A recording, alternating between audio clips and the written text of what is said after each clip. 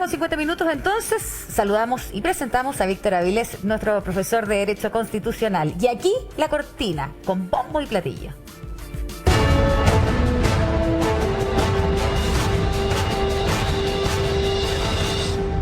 Así es, pues estamos con nuestro profesor de Derecho Constitucional de la Universidad de Chile, Facultad de Derecho. Muchas gracias por estar con nosotros, profesor Avilés. Hola, Hoy día Hola. vamos a hablar de los sistemas de previsión social. Fíjese usted que el segundo tema en la encuesta CEP, que le importa a la ciudadanía. Delincuencia primero, segundo, las pensiones. Y lo que queremos hablar con ustedes, ¿cómo queda el sistema? ¿Cómo está el sistema, digamos, de pensiones establecido en la actual Constitución y cómo está en el borrador? Bueno, muy buenos días, muchas gracias por la invitación. Buenos días. Como todos los chilenos, lamentando el fallo de la FIFA y expectante para ver qué es lo que puede ocurrir en el futuro. Antes de meternos de lleno al texto del borrador constitucional, es importante tener presente de lo que vamos a hablar de la seguridad social como un todo. La seguridad social está destinada a hacerse cargo de ciertos problemas que tienen las personas en su vida. Uno de los problemas, evidentemente, es la vejez sin trabajar, otro es la cesantía, otro es la enfermedad, otro a veces es la maternidad, hay un conjunto. Entonces, el sistema de seguridad social lo que hace es cubrir esas dificultades que las personas tienen en su vida que no les permiten trabajar durante un determinado tiempo. Y en ese contexto es muy importante que la ciudadanía tenga algo claro. Las constituciones no crean sistemas de seguridad social. Las constituciones y esta constitución, el borrador, no va a generar por sí misma un cambio en materia de seguridad social. Lo que hace es establecer las bases para que el legislador en los próximos años empiece a elaborar un sistema de seguridad social y esas bases, por cierto, vamos a ver, son distintas a las actualmente existentes. Le hago un alcance que los especialistas como usted siempre hablan del legislador, entonces muchas personas dicen, ¿qué es el legislador? El Congreso. Claro, por eso que es muy importante que la gente, bueno, piense que a futuro los diputados, la Cámara de Diputados actual va a decidir sobre sus pensiones, así que es muy importante que ustedes elijan buenas personas a futuro, eso es lo que corresponde. Ahora, el sistema de seguridad social en el mundo, existen tres grandes sistemas básicamente. Un sistema que se llama la capitalización individual, que es el que tenemos en Chile. Un sistema que son los sistemas mutuales, por ejemplo, existen en Argentina y en otros países. Un tercer sistema son los que aportan financiamiento público, es decir, desde el Estado. Y después hay una infinidad de mezclas entre medio. Capitalización individual, cada uno ahorra para su propio futuro, cada uno ahorra y lo que uno ahorra más lo que se gana con los intereses, etcétera, es la base de su jubilación. En los sistemas mutuales, usted no ahorra, sino que usted que está trabajando le paga a los que están jubilados. Y en los sistemas de financiamiento público, lo que ocurre es que el Estado, en vez de gastar, por ejemplo, en hospitales y en educación, decide destinar una parte del gasto público en materia de pensiones. En cuanto a los fondos, en el sistema de capitalización individual, usted es dueño de lo que está ahorrando. Obviamente, en los sistemas mutuales, eso no sucede porque usted está pagando, usted como persona que trabaja, está pagando la pensión de los jubilados. Claro. En los sistemas de pensiones, obviamente, públicos, eso tampoco es relevante. La administración, esto es un tremendo tema porque ha habido mucho debate en los últimos años sobre si las AFP deben o no administrar los fondos. Las AFP son entes privados que administran fondos, pueden quizás incluso existir en un sistema mutual, podrían existir también. La responsabilidad, ese es otro punto importante. El sistema mutual, aquí puede ser pública o privada, acá puede ser pública o privada. Ya, y cuando decimos pública, ¿es crear, por ejemplo, una AFP que sea estatal? ¿Sería la misma lógica de la AFP? Es una alternativa. Y si lo miramos ya pensando en el borrador, lo que dice el borrador es que la ley va a crear un sistema. Claro. Y esa ley señala que va a tener que regirse por ciertos principios. Dentro de esos principios no está establecido como un derecho a las personas elegir a qué sistema de seguridad social quiere adherir. Simplemente se dice que habrá un sistema. Por lo tanto, en la ley, el Congreso, los diputados, en el futuro podrán decidir si hay AFP o no hay AFP. Se va a determinar a futuro. No ya, quedó ¿y si no hay esto AFP, solucionado. qué hay? Podría crearse un ente estatal único que administre los ahorros. Todo. Podría crearse un sistema con una AFP estatal que entre a competir con las AFP actualmente existentes de manera tal, privada, de manera tal de que la gente pueda elegir a aquella que es más barata en lo que cobra y más eficiente en la ganancia. Meterle competencia al sistema. Aumentarle competencia al sistema. Ahora, el proyecto, perdón, solo agregarle un paréntesis. Tenemos la idea que tiene el gobierno, que sería la segunda parte, o sea, está el tema de constitución y lo que quiere hacer este gobierno es que haya una administración, ¿se entiende?, de un ente estatal, pero quien el día de mañana haga rentar ese dinero, podría ser privado. Por ahí va la cosa. Nos falta eso sí ver el texto después. Por eso les digo, es muy importante. A mí me dolió mucho hoy día ver un video que circula en las redes de que se jugaba un poco con la sensibilidad de las personas mayores. Este borrador de Constitución no establece un sistema de seguridad social. Mandata al legislador para crearlo y sí establece principios. Principio de universalidad, principio que tiene que cubrir todas las necesidades de la persona y principio de sustentabilidad, es decir, que tiene que ser algo que no quiebre. Porque lo que ha pasado acá, a ver, lo digo muy en simple. Mucha gente dice acá, yo estoy pagando con lo que gano a personas que nunca trabajaron en su vida. ¿Qué es el sistema de reparto? Lo que se conoce como el sistema de reparto. Y este sistema está en crisis en el mundo. Claro. Hay muchos países como Inglaterra que lo tenían, que hoy día están cambiando hasta este sistema. Y en realidad pareciera ser que los sistemas más eficientes a nivel mundial, hay ranking en esto, Finlandia aparece número 1, después los Países Bajos, bueno, son una mezcla. Eso es lo que le iba a decir, que normalmente lo que está en los países desarrollados es una mezcla, de como distintos pilares, ¿no es cierto? Que puede ser capitalización individual, aporte del empleador, ¿no es cierto? Y aporte del Estado. Pero, el proyecto que presentó la presidenta Michelle Bachelet y el que presentó Sebastián Piñera, ambos presidentes, tenían que ver con esta mixtura. Es decir, había capitalización individual, que era un porcentaje X, después 3 o 4 puntos, y ahí estuvo la discusión política que nunca se llegó a acuerdo, si eran 6, si eran 3, si eran 5 puntos, que se iban a este fondo común, en el fondo que era el reparto, y además el punto más del empleador. El pilar solidario, que son los impuestos. Claro, entonces, pero eso no se llegó a acuerdo cuando se suponía que era la lógica, y eran los dos muy parecidos. Ángel, yo debo decirlo también por responsabilidad, hoy día el sistema tiene un pilar solidario, y el pilar solidario viene de aportes del fisco. ¿Por qué? Porque la Constitución actual ya dice que el Estado debe garantizar acceso a un sistema de pensiones básicas y uniformes. Por lo tanto, hay una obligación ya del Estado de aportar, y eso se plasmó en el pilar solidario, que eso existe. Y por eso hoy día se ha logrado una pensión básica garantizada universal más alta que la que existía. Profesor Áviles, le quiero pedir que nos acompañe a ver el siguiente extracto de lo que pasó anoche en Radiografía Constitucional, que es conducido por nuestra compañera Mónica Pérez, donde hubo varios convencionales y hubo ahí debate, precisamente por este artículo, que tiene que ver con la seguridad social, las pensiones, como usted quiera llamarlo. Pasamos a ver y comentamos. Que toda persona tiene derecho a la seguridad social, pero con los principios de universalidad, solidaridad, integralidad, unidad, igualdad, suficiencia, participación, sostenibilidad y oportunidad.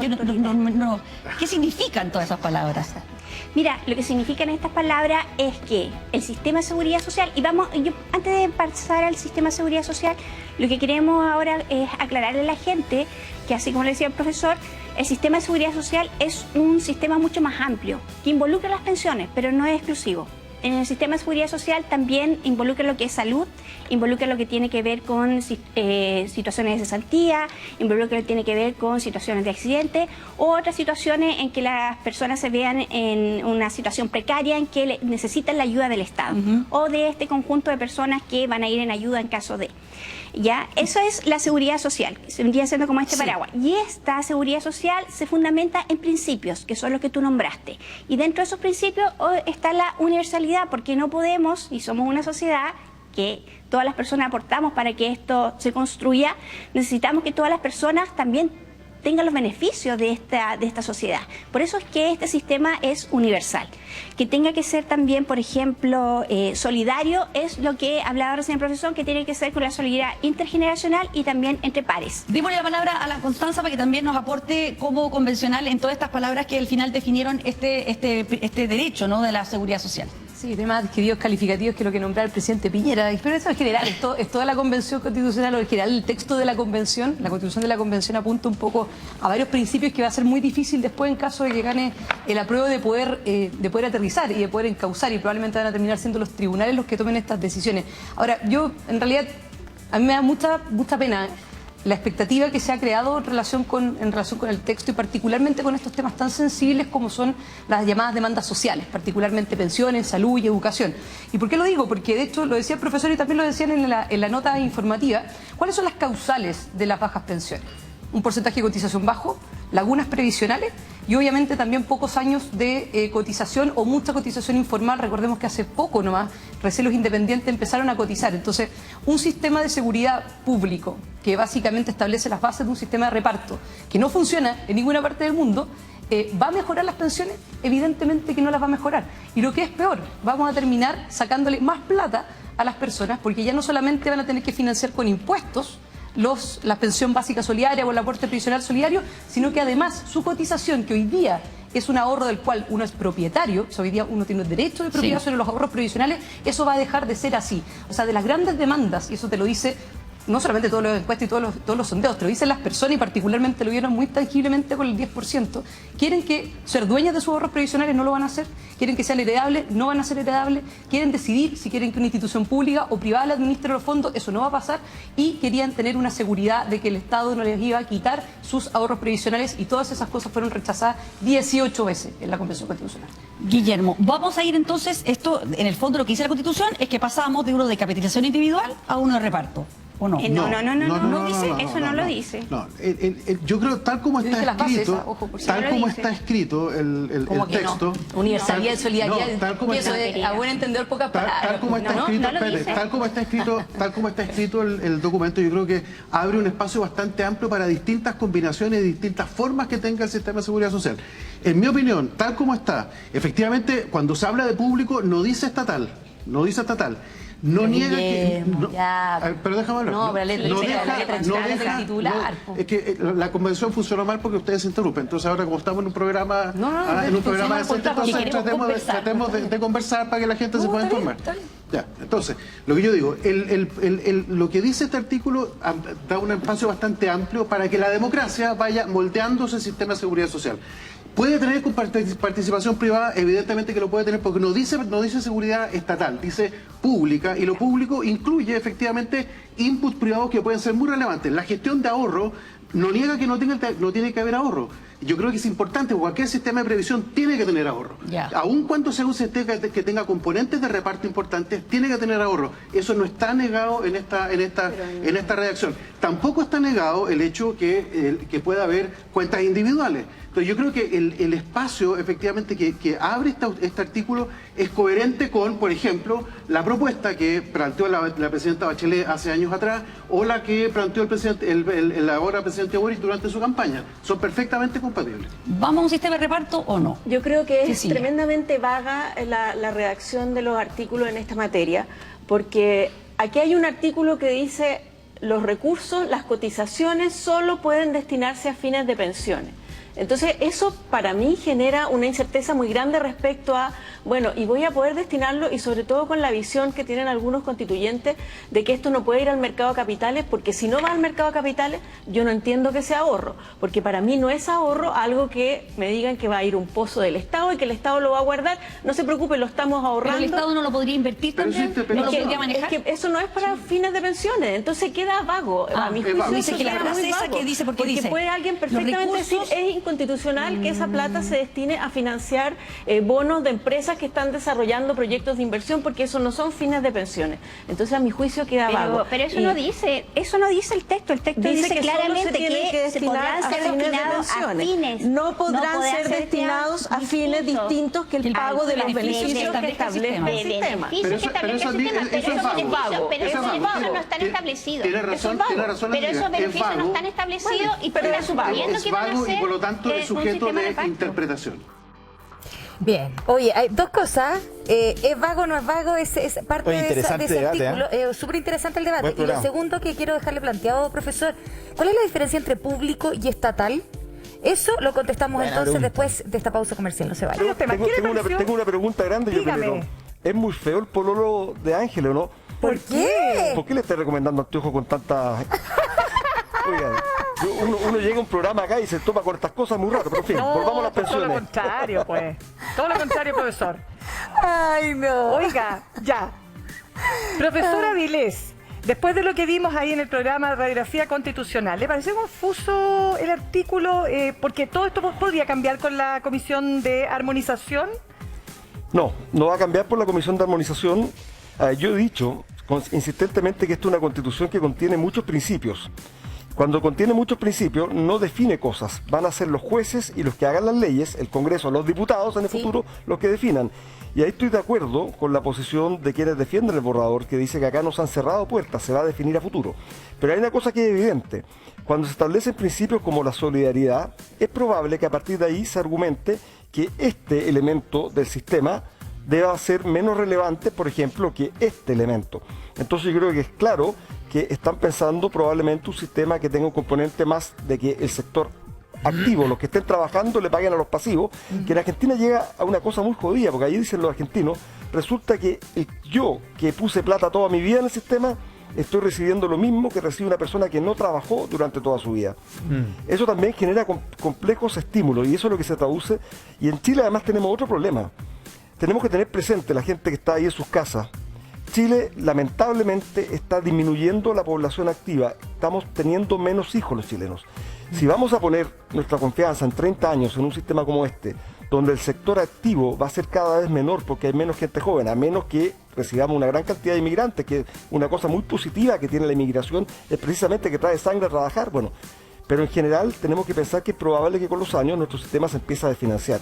Entonces, el gran mensaje para la gente en sus casas: esta Constitución no va a solucionar el tema de las pensiones, tampoco pretende hacerlo. Establece principios y encarga al legislador para que con los años lo defina. La solución que fije el legislador tampoco va a empezar mañana ni en 5 años más, es una solución a largo plazo.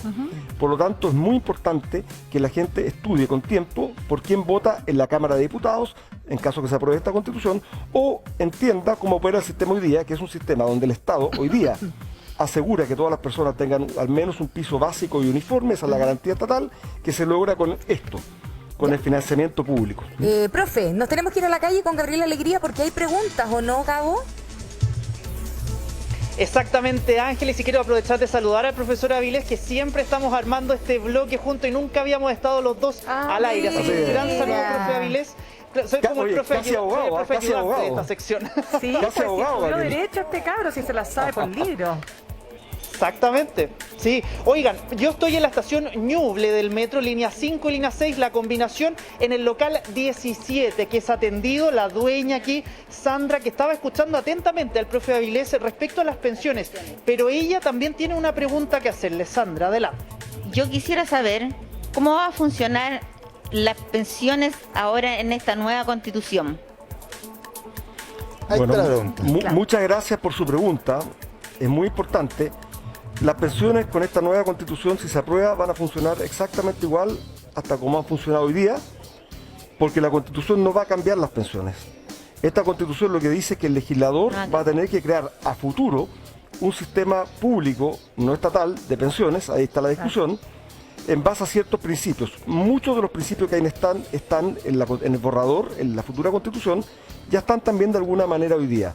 La pregunta de fondo tiene que ver quizás con las cosas que se rechazaron durante el proceso de discusión del borrador. Se rechazó la norma que decía que los fondos que tenemos hoy día ahorrados los trabajadores no iban a ser expropiables y que iban a tener y que podían ser heredables. Eso se rechazó. Entonces, obviamente, la ciudadanía está preocupada porque mira con suspicacia, ¿qué pasa con mi ahorro? ¿Me los podrán quitar? Bueno, eso se va a definir en el futuro por el legislador. ¿Y cuál es la diferencia entonces entre público y privado y estatal? Eso es una buena teoría. Mira, hay mucha gente... muy simple, hay mucha gente que dice que todo lo público debe ser estatal. Lo público es lo que nos interesa a todos y lo estatal es aquello que es de propiedad del Estado. A todos nos interesa la salud, eso es público. La pregunta es, ¿la solución de salud tiene que además ser dada solamente por hospitales públicos o también puede ser dada por hospitales privados? Entonces lo estatal es lo que es de propiedad del Estado y lo público son los problemas colectivos. Por ejemplo, eso es súper concreto en las universidades. Exacto. Por ejemplo, la Universidad de Chile es una universidad pública estatal. La Universidad Católica es pública, pero no es estatal. ¿No es cierto? No le pertenece al Estado de Chile. ¿Tiene otra pregunta, señora? ¿Otra más que le quiera preguntar? Aprovechemos que tenemos al profesor aquí, Avilés. No sé qué pregunta más hacerles por el momento. Pero, por ejemplo, con lo que decía el profe Avilés de la heredabilidad, si van a ser heredables, por ejemplo, estos fondos. Eso por lo que dijo, no van a ser heredables. A todos nosotros nos convendría que sí fueran heredables. ¿Por qué motivo? Porque lo poco y nada que tenemos, nosotros no lo vamos a disfrutar en vida. Lo van a disfrutar los posibles que queden de nosotros. Porque la vida en este momento es corta. No es larga como antiguamente.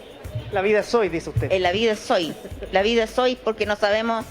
Nosotros, como se dice el dicho, salimos de la casa, pero no sabemos si volvemos. Es verdad eso. Profesor, entre los tiempos que corren. Preguntémosle al profesor Avilés si se puede, por ejemplo, profesora Vilés, si usted dice que muchas cosas van a quedar determinadas por la ley podría decir que son inexpropiables, porque ojo que la actual Constitución tampoco dice que son inexpropiables los fondos de pensiones. ¿Podría una ley establecer eso y que son heredables? Absolutamente. A futuro la ley podría establecerlo, eso no hay ninguna duda. Pero vuelvo a insistir en que a futuro, sobre la idea del principio de la universalidad y solidaridad que dice la Constitución, es muy probable que este elemento se refuerza. Este tipo de seguridad social y la seguridad social mutual, usted no está ahorrando para usted está pagando cuando trabaja los problemas de otra persona. Eso es solidario. Pasivo, sí. Claro, por tanto ahí usted está poniendo su plata a un fondo común que se va a pagar inmediatamente las necesidades de las personas y por lo tanto ya no hay nada que ahorrar y, por cierto, nada que heredar. Y eso es la decisión de fondo que tienen que tomar las personas. Un punto muy importante, el sistema de capitalización individual, como la plata va al ahorro y el ahorro las AFP lo invierten, permite, por ejemplo, que haya plata que la gente ahorra para 20, 30 años cuando se jubila. O sea, hay ahorro de largo plazo. Al haber ahorro de largo plazo, los bancos pueden prestar a largo plazo. Y les digo una cosa, eso se traduce en que la gente en Chile puede comprar sus casas a 20, 30 años, cuestión que no en todos los países de Latinoamérica existen y tiene mucho que ver con el ahorro previsional. Alguien habló recién del ahorro de las empresas, los bonos. Bueno, eso es mucho más sofisticado. Usted ahorra 30 años, el banco o la AFP puede invertir a 30 años dando crédito a una casa, el que construye la casa contrata a los trabajadores, tenemos más trabajo y eso ha sido muy virtuoso para Chile. Entonces yo quiero decir, creo que el Estado tiene que asumir el rol fundamental de dar seguridad social a las personas, probablemente con fondos públicos, reforzando el pilar solidario, pero lo que ocurra en el futuro no debe olvidar la importancia de la responsabilidad personal y el ahorro individual. ¿Qué dice el borrador de Constitución? Eso lo vamos a conversar a futuro. Por lo tanto, yo creo que una persona no debe decidir si vota apruebo o rechazo pensando que al día siguiente le van a mejorar la pensión. Eso no es así. Eso no tiene que ver con el borrador. Bien, bien.